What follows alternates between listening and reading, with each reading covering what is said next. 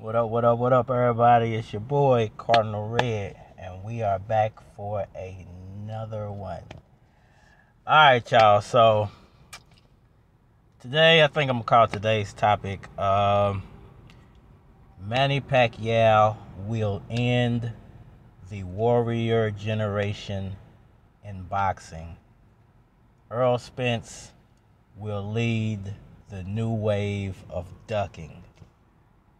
Alright, y'all, so it's a mouthful, ain't it? So we all know what's going on in the sport of boxing right now with the Manny Pacquiao, Errol Spence situation. There's the situation out there with Teofimo Lopez and George Kambosos. We got Tyson Fury, and Deontay Wilder. And it's, people ducking Gervonta Davis. It's going on all over the board. And the impetus of all of this has been this Manny Pacquiao, Errol Spence situation, and the fact that we were 2 weeks away from the fight, and then all these stars lined up, and somehow the fight got called off. I know a lot of Errol Spence fans, they're disgruntled at the moment, and they're blaming Manny Pacquiao like he's ducking, like he called off the fight, and it's crazy to even think about that, and it's crazy to. It shows the state of boxing right now, man. The state of boxing since Floyd Mayweather became popular has been steadily on the decline. It's almost insane to think that professional wrestling is more popular than professional boxing, like actual boxing. Nothing against wrestling. I watched wrestling for a long time when I was younger, man. But, you would think the sport of boxing, hand-to-hand contact, where in today's generation where it's hyper masculine, and a lot of people are doing a lot of violent things with weapons. Not many people are out here doing being men and fighting hand to hand. I would say that's actually a reflection, now that I think of it, of the times. Back in those days, you could fight hand to hand. That's why you got the Alis and the Tysons, the Joe Frazier's, the George Foremans. That's why you had guys like that. That's why you got the Manny Pacquiaos of the world, because these guys got their start knuckling up on the street, and being men. Where nowadays a person's more likely to shoot you than try to fight you. And it's crazy, but I guess it's just a sign of the times, and it's trickled over into the boxing world where these guys are so afraid of losing that O that they resort back to the Floyd Mayweather thing of, well, I'll pick the proper opponent so I guarantee myself a win. Not to say he didn't have to get in there and actually win those fights, but he set it up to where it would be extremely difficult for him to lose those fights. So he would basically have to lose them on purpose for him to lose those fights. And not all of them, I won't say all of them were set up like that, but a majority of them were. Because I'm sure when he fought De La Hoya, he was trying to win. When he fought Pacquiao, some people believe he won, some people believe he lost. The record books say Pacquiao lost. When he fought guys like that, those warriors from the last generation, you definitely can't say those guys, just gave him the fight. But definitely a lot of those Mayweather fights where it was so much money involved, his opponent didn't care if he won or lost because he was going to make a lot of money. So I'm going to leave that at that. But I think there were still warriors in that generation, because you had guys like Manny Pacquiao, you had warriors like Cotto, you had warriors like God, what's his name? I can't think of his name right now, but who beat Manny Pacquiao? Marquez. You had warriors like Marquez. Even though he's the guy who knocked Manny Pacquiao out, I got to give him his credit for being a warrior and for going to war with Manny Pacquiao all those rounds. You had guys like Antonio Barrera, who was one of my favorite fighters at the time. You had guys like Eric Morales, who really was one of my favorite fighters at that time. And when they fought each other, it was spectacular because I got to see my two favorite fighters fight each other, and it was an amazing fight.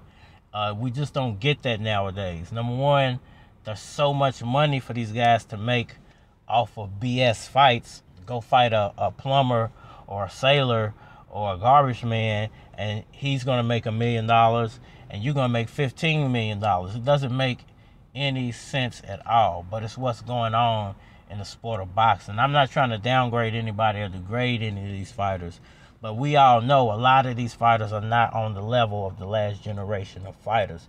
You can't say a Teofimo Lopez would have beat an Oscar De La Hoya of 1996 or 98. You know what I'm saying? You can't, even the early 2000 version of De La Hoya.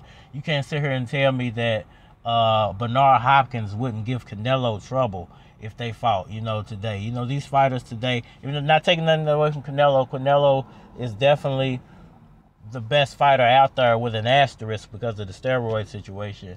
But he's definitely the best fighter out there. But these fighters are not what they were 15 years ago. It's just not the same. And this whole situation with Errol Spence Jr. proves that directly. I know a lot of people say, well, he had a detached retina. Well, his doctor confirmed that the retina was actually detached and that he can't fight and yada, yada, yada, yada, yada. Man, it's been fighters who have gotten gashes in sparring and been told, hey, man, back in the day, you shouldn't fight with that gash. It's going to open up and you're going to have problems later. And then people went in there and fought. You had the situation with Vasyl Lomachenko.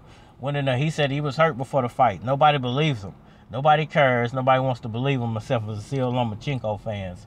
The situation with Manny Pacquiao on his shoulder. He says, hey, I was injured before the fight. Floyd Mayweather confirmed he was injured before the fight because of what he said in the interview. And nobody still believes him to this day. Nobody who's on that side, Pacquiao fans know, but nobody on the other side of the fence wants to believe him. So what makes Errol Spence fans think that you can't be on the receiving end of the same disrespect and downright hateful things that you've done to Manny Pacquiao, Vasyl Lomachenko, and these other fighters? What makes you what's the right word to use here?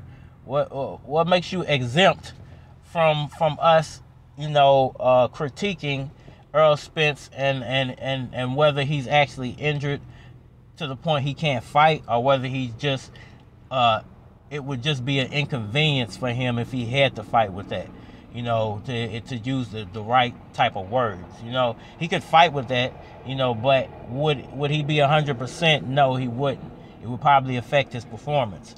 Not saying that he has to fight with a imperfect, body or to where he can't put up a perfect performance. But Manny Pacquiao got in the ring with a shoulder injury and fought and still put up a good enough performance where a lot of people felt like he won the fight.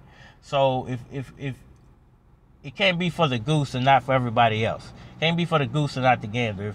If one guy gets to use that excuse, well, everybody who made those Shouldergate videos need to go delete those videos. And everybody who said something about Vasyl Lomachenko needs to go back and delete your video, because you're being a hypocrite at this point. If they can't be critiqued, if they can be critiqued, Errol Spence can be critiqued at the same time. Nobody's exempt from this. So, and there's been plenty of fighters who have fought with shoulder injuries, who have fought with hand injuries, who have fought with torn muscles, messed up ligaments, bad eyes, all kinds of injuries. This happens every day, and most of the time nobody complains. But since this is such a big fight, it was in the best interest of PBC, the best interest of Errol Spence, the best interest of him and the money that they're putting up for him to back out of the fight. And I don't care if it's backing out of the fight or ducking, whatever word you want to use. I'm going to call it ducking, because definitely he could have fought. I don't care what those people say. He could have fought. If other people have done it, he could have fought. Whether he would have been injured worse if he did fight, that's up to him for getting into the ring. If he decided to not get in the ring because of this, but he could have fought, you're ducking, basically. You're ducking, because if Manny Pacquiao would have said before that Floyd Mayweather $100 million, $200 million fight, hey, I messed my shoulder up, I can't do it right now, he would have got chewed up worse than he did for saying his shoulder was injured. And he still fought the man. So, it's almost ridiculous how Spence fans are trying to flip this back on Pacquiao and say he's ducking Spence somehow. I don't know. I don't get it. But this is what they're saying. And you know, it just goes to show, like I said before, it's a sign of the times. You know, this is going to continue in the sport of boxing. When Manny Pacquiao's gone, that's it for the Warriors. There will be no more Warriors in the sport of boxing. There will only be beneficial fights to your favorite fighter. Put it that way, man. Let me know what y'all think in the comment section, man. Hit that like button for me. Please subscribe, share, all of that.